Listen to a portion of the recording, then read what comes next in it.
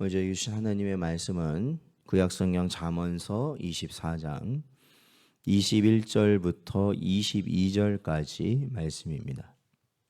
다 찾으셨으면 저희 함께 봉독하겠습니다.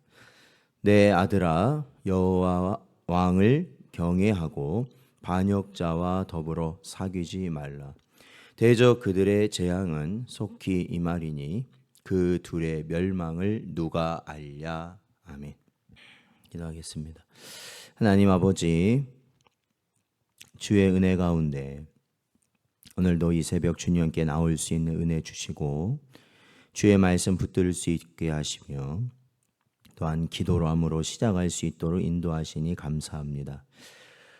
저희의 심령을 하나님께서 주의 것으로 채우시사 하나님의 뜻을 이룰 수 있는 삶이 되게 하시고 복된 길 갈 수 있는 저희 성도들 되도록 인도하여 주옵소서.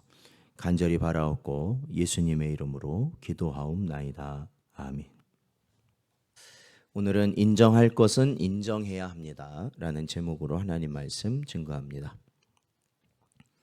오늘 본문 21절 말씀을 보면 경외하다라는 말이 등장하는데 이 말은 이 두려움과 존경을 아울러 내포한 말로서 이를 통해 보면 21절 본문에 나타난 이 왕은 이 선하고 바른 왕, 즉 하나님의 뜻에 합당한 왕이라는 의미를 암시하고 있습니다. 따라서 이를 악한 왕에 대해서까지 침묵하고 굴종하는 그러한 모습을 가져야 한다라는 해석으로는 안 되고, 이는 성경에 나오는 것처럼 엘리야와 같은 선지자가 아합과 같은 악한 왕에 대해서는 그의 잘못을 질타하고 비난했던 사실에 대해서도 우리가 찾아볼 수 있는 모습이라 할 수 있습니다.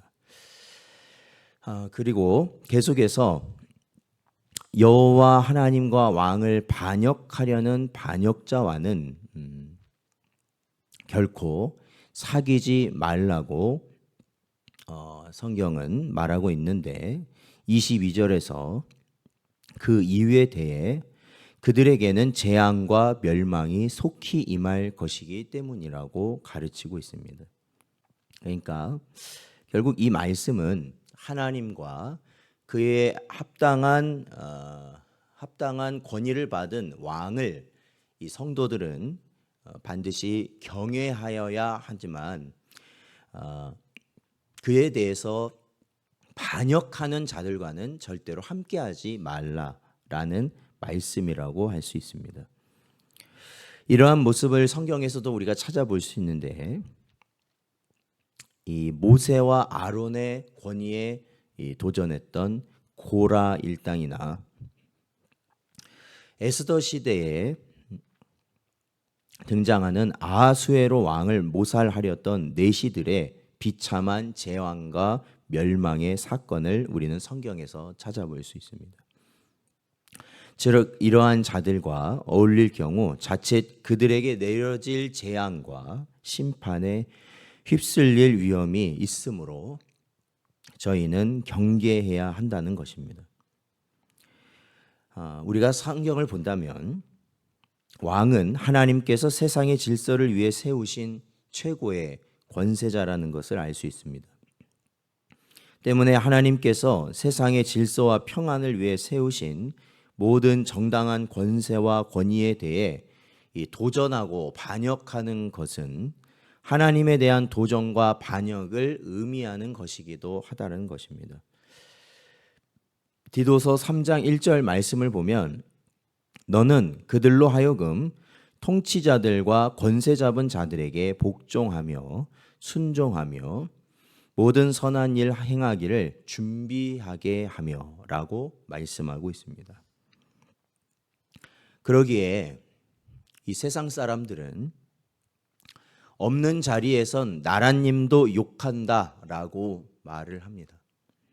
그러니까 실제로 아무리 권세 있는 사람이라 해도 그 사람이 없는 자리에서는 그냥 함부로 말할 수 있다. 뭐 이런 의미를 가지고 있겠죠.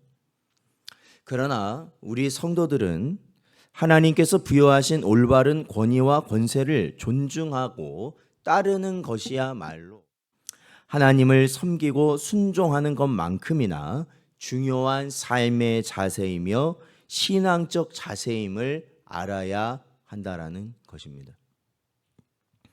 그런데 오늘날 이 땅을 보면 이러한 하나님의 명령이 무시되고 무조건적인 권위와 권세에 대한 도전과 반역을 일삼는 것이 오늘날 이 땅의 모습임을 보게 됩니다. 국가적 공권력은 무시되기 십상이며 무질서와 혼란만이 가중되고 있는 것이 오늘날 우리의 현실입니다. 국민의 대표라는 국회의원들뿐 아니라 대통령에 이르기까지 사람들은 공개적인 욕설과 조롱의 말들을 일삼고 있으며 언론조차도 이러한 원칙이 무너진 지 오래라는 것입니다.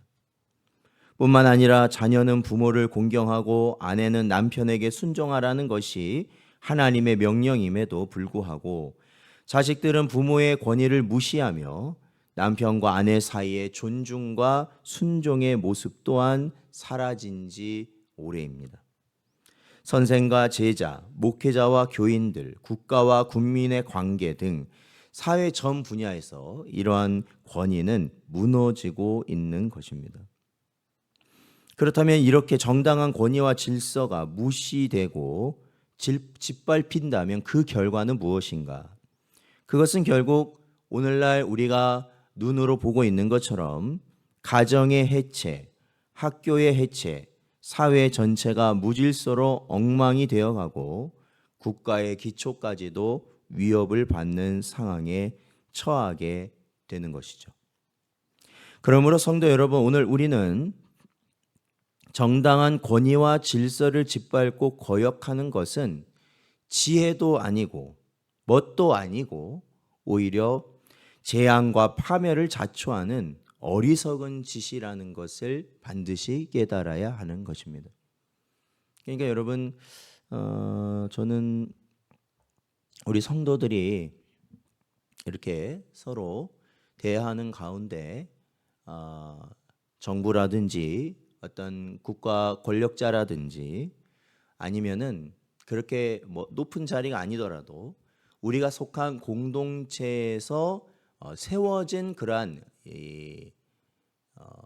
권위를 가진 사람들에 대해서 함부로 이야기하는 것을 저희는 자중해야 한다라는 것을 꼭 말씀드리고 싶습니다. 왜냐하면 그러한 자들에 대해서 우리가 함부로 판단하고 함부로 이야기를 한다는 것은 하나님이 그들에게 주어진 권위를 인정하지 않는다라는 것을 내가 그 자리에서 밝히는 것과 똑같은 것이고, 만약에 그러한 것을 내가 밝힌다는 것은 하나님의 권위도 인정하지 않는다는 것과 연결되기 때문에 그렇습니다. 그러기 때문에 저희는 그러한 재앙과 파멸을 자초하는 길을 가서는 안 된다.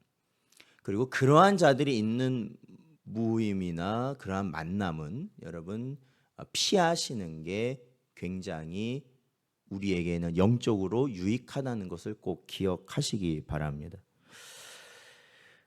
그리하여 부당한 질서와 권위에는 우리가 용기 있게 항거하지만 정당한 권위에 대해서는 순종하고 준수하도록 힘쓰므로써 가정과 교회, 사회를 세우고 하나님으로부터도 높임을 받는 저희가 되어야 할 것입니다. 오늘도 저에게 주신 말씀을 마음에 잘 새기시고 하나님께서 허락하신 권위를 인정하는 지혜를 가지고 이 마지막 때를 살아갈 수 있는 여러분 되시기를 주의 이름으로 축원드립니다.